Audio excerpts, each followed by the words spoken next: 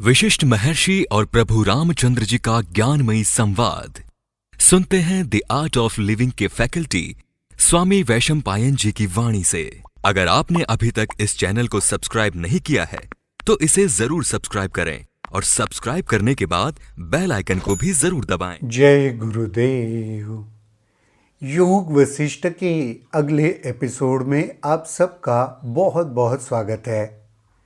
कल के एपिसोड में अगर आपको याद होगा तो परम शिव महर्षि वशिष्ठ जी को यह समझा रहे थे कि जीवन में अगर भीतर वह स्थिरता समत्व प्राप्त हो गया है तो बाह्य जो भी जीवन में उपलब्ध हो रहा है उसका उपभोग करना या जो भी समय के अनुसार कर्म के अनुसार या स्थल के अनुसार जो भी फल प्राप्त हो रहे हैं उसी के साथ यह चेतना की पूजा करना यह एक दिव्य पूजा की पद्धति है।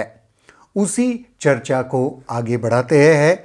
ईश्वर ने कहा, जो कुछ भी तुम करो या जब भी करो अथवा न करो वह सब उस परमात्मा की पूजा ही है जो विशुद्ध चेतना है। जो भी तुम करो या ना करो, हमारे जीवन की हर कृति हर एक्टिविटी पूजा हो सकती है अगर वह बोध तुम्हारे भीतर आ गया है तो। इस प्रकार जो सब कुछ को आत्मा की पूजा समझ लेता है वह प्रसन्न और उत्फुल्ल रहता है। अब आप ये किसी के मन में विचार आ सकता है, अरे फिर तो क्या, नॉर्मल एक अज्ञानी व्यक्ति भी जीवन जी रहा है, आनंद लेने की चेष्टा कर रहा है। नहीं, लेकिन उसके भीतर वह बोध अभी जागृत नहीं हुआ है कि यह सारी सृष्टि यह ब्रह्मांड उस एक तत्व से ही बना है। वह तत्व मेरे भीतर भी है, सब में भी है।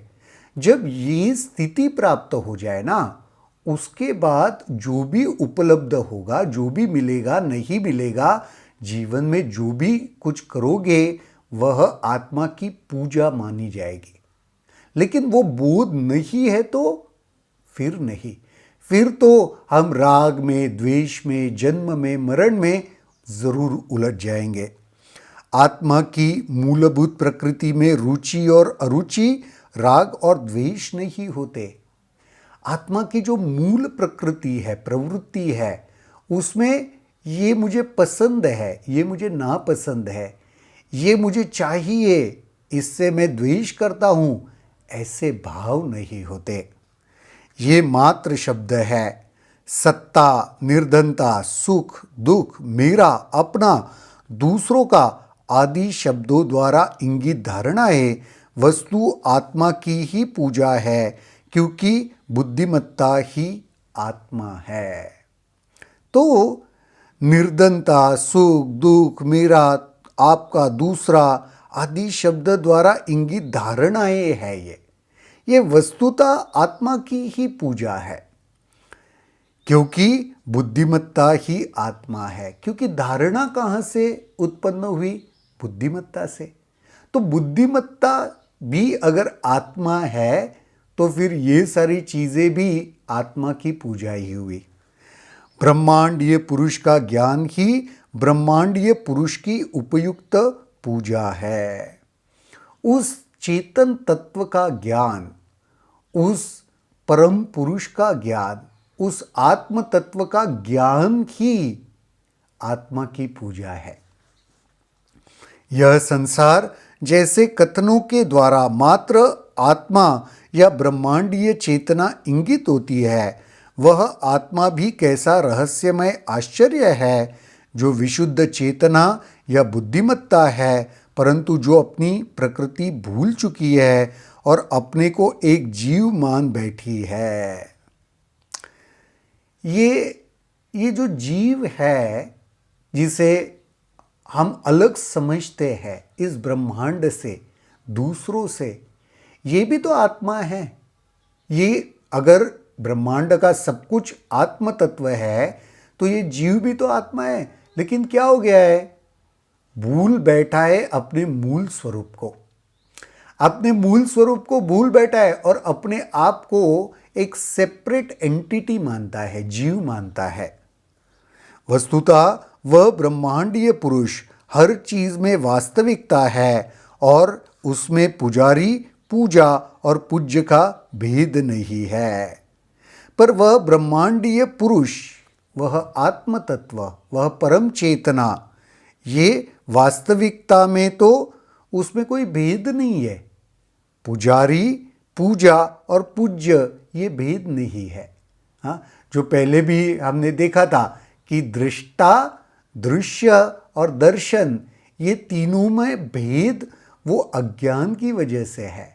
उस परम पुरुष में तो ये कोई भेद नहीं, वो एक ही है जो बिना किसी भेद के संपूर्ण ब्रह्मांड धारण करता है। उस ब्रह्मांडीय पुरुष का वर्णन कठिन है और किसी को समझा पाना भी संभव नहीं है।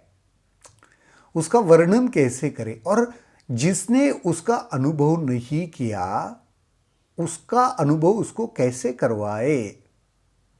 वो गौतम बुद्ध की एक बहुत सुंदर कहानी मुझे याद आ रही है। उसमें गौतम बुद्ध जब साक्षात्कारी हो गए तो कई दिनों तक वो कुछ बात ही नहीं किए। तो जो भी एंजल्स थे, जो भी, तो उन्होंने उनको रिक्वेस्ट की कि अरे आप बात क्यों नहीं कर रहे।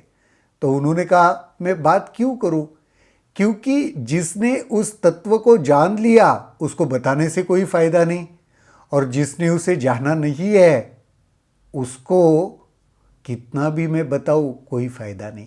तो उसी प्रकार से यहाँ पे भी महर्षि वशिष्ठ जी को परम शिव यही समझा रहे हैं कि उस ब्रह्मांडीय पुरुष का वर्णन करना कठिन है और उससे भी कठिन उसे किसी को समझाना है। और हम उन्हें शिक्षा देने का पात्र भी नहीं समझते जो परमात्मा को समय स्थान की दृष्टि से सीमित समझते हैं, और उनको शिक्षा भी नहीं दी जा सकती जो परमात्मा को सीमित समझते हैं समय के अनुसार और स्थान के अनुसार। अतः इस प्रकार भी सभी परिमित धारणाओं का त्याग करना होगा और पुजारी, पूज्य और पूजा के भेद को समाप्त करना होगा। अगर सही में उस आत्म तत्व की पूजा करना चाहते हो तो सबसे पहले ये भेद मिटाओ। वो जो पूजा, पुजारी और पूज्य, ये जो भेद है उसको मिटाना पड़ेगा, इन धारणाओं को तोड़ना पड़ेगा, क्योंकि आत्मा ही आत्मा की पूजा करता है। आत्मा ही है जो आत्मा की पूजा करता है या कर सकता है। लालसाओं से मुक्त, विशुद्ध और शांत रहो और चिंतन करो कि सभी तुम्हारे अनुभव और कथन आत्मा की पूजा ही है। कितना सुंदर कहा है, देखो, लालसाओं से मुक्त रहो, विशुद्ध और शांत रहो। पूजा करना चाहते हो आत्मा की, तो बस इतना आप हासिल कर लो, फिर जो भी कुछ करोगे, तुम्हारे अनुभव, तुम्हारा जीवन, सब कुछ आत्मा की पूजा ही बन के रह जाएंगे। विष्णु ने शिव, ब्रह्मा या आत्मा का स्पष्टीकरण चाहा था और जानना चाहता उनमें विभेद कैसे उत्पन्न होते हैं। परम पुरुष ने इस संबंध में कहा, सत्य अनादि और अनंत, और यह किसी वस्तु में परावर्तित भी नहीं होता क्योंकि इसका इंद्रियों तथा मन से अनुभव नहीं होता। सत्य का, आत्मा का इंद्रियों से और मन से अनुभव नहीं हो सकता, इसलिए इसे अस्तित्वहीन मान लिया जाता है। नॉर्मली अज्ञानी व्यक्ति क्या करता है, जो मैं इंद्रियों से महसूस नहीं कर पाता, जो मन से मैं समझ नहीं पाता, उसको मानने से अस्वीकार कर देता है। यही है वशिष्ठ की इस जिज्ञासा पर, वह मेरे मन से परे है, इसका बोध कैसे हो। तो परमात्मा ने कहा, वशिष्ठ जी की जिज्ञासा थी कि ये मेरे मन के परे है तो फिर बोध कैसे होगा, क्योंकि मैं हर चीज को मन से और इंद्रियों से ही तो जानता हूं, समझता हूं। आपके सामने कोई व्यक्ति आई, जब आपने उसे देखा तभी तो आप समझ रहे हो, इंद्रियों से आपने जाना। मन से उसको महसूस किया तभी तो आप समझ रहे हो, वरना उसके अस्तित्व को कैसे समझे। ये जिज्ञासा वशिष्ठ जी की है। जहां तक साधक या अन्वेषक का प्रश्न है, वह अज्ञान से मुक्ति प्राप्त करना चाहता है, परंतु वह सात्विक अविद्या से युक्त होता है। एक साधक और अन्वेषक ये अज्ञान से मुक्ति प्राप्त करना चाहता है, इसमें कोई दो राय नहीं है, परंतु वहां पे भी एक सात्विक अविद्या शेष है। सात्विक है, अच्छी है, लेकिन अविद्या शेष है। धर्मशास्त्रों की सहायता से सात्विक अविद्या उसी प्रकार अज्ञान को हटा देती है जिस प्रकार धूल को एक अन्य प्रकार का धूल यानी साबुन से धोबी हटा देता है। देखो, मैल को हटाने के लिए साबुन का इस्तेमाल होता है ना, पर साबुन भी एक दृष्टि से देखने जाए तो मैल ही है, एक कुछ अलग है। तो एक दूसरे मैल से जो पहले लगा हुआ था उस मैल को हटा दिया हमने। तो ऐसे ही धर्मशास्त्रों की सहायता से सात्विक अविद्या को हटाया जा सकता है। इस प्रकार की रासायनिक प्रक्रिया से अज्ञान दूर हो जाता है। तो धर्मशास्त्रों के अध्ययन ये एक रासायनिक प्रक्रिया करते हैं और इससे फिर यह सारा अज्ञान दूर हो जाता है। आत्मा को आत्मा का बोध हो जाता है और आत्मा अपनी स्वप्रकाश पूर्ण प्रकृति के फलस्वरूप आत्मा को पहचान लेती है। फिर आत्मा को ही आत्मा का बोध होता है, क्योंकि मन को नहीं बोध हो सकता, इंद्रियों को नहीं हो सकता, तो फिर बोध किसको हुआ? बोध तो फिर दोबारा आत्मा को ही हुआ। तो जब आत्मा को आत्मा का बोध होता है, आत्मा अपनी स्वप्रकाश पूर्ण प्रकृति के फलस्वरूप आत्मा को पहचान लेती है। तो आत्मा ही आत्मा को पहचान लेती है। बहुत ही यह दिलचस्प चर्चा आगे बढ़ रही है। आज के एपिसोड में तो यहीं पर रुकेंगे, अगले एपिसोड में देखते हैं ये चर्चा आगे और क्या होती है। तब तक के लिए जय गुरुदेव। अगर आपके इस वीडियो को लेकर कुछ सवाल हैं तो कमेंट सेक्शन में जरूर लिखें, जिसके ऊपर हम आने वाले वीडियोस में चर्चा करेंगे।